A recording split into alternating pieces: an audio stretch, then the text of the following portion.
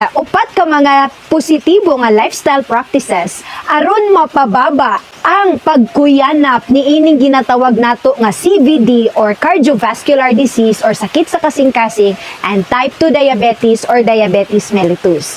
Una, imintinar ang imuhang sakto nga timbang. No, importante kaayo nga atong mahibaw-an kung asa ra kutob ang atong ideal nga timbang aron mapamintinar nato ang maayong panlawas.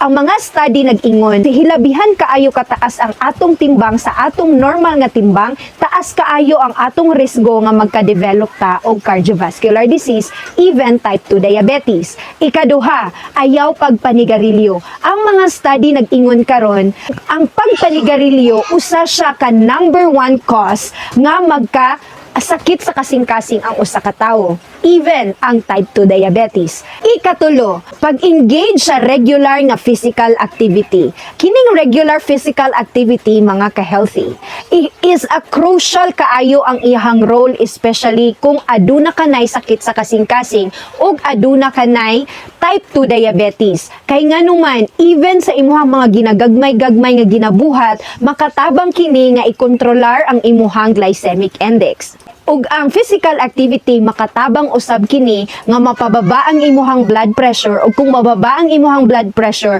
mag-lower pod ang imuhang risgo or pag-develop sa imuhang cardiovascular disease.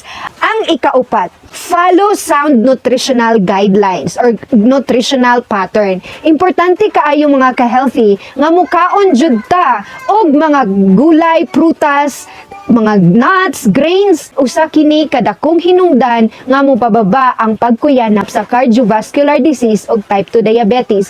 Kung ato aning buhaton ang upat ka mga positibo nga mga ginbuhaton, mubaba ang atong CVD or cardiovascular disease ngadto sa 80% and 90% alang sa naay type 2 diabetes. Luwas ang dili mo sa likway sa kahibalo. Be healthy!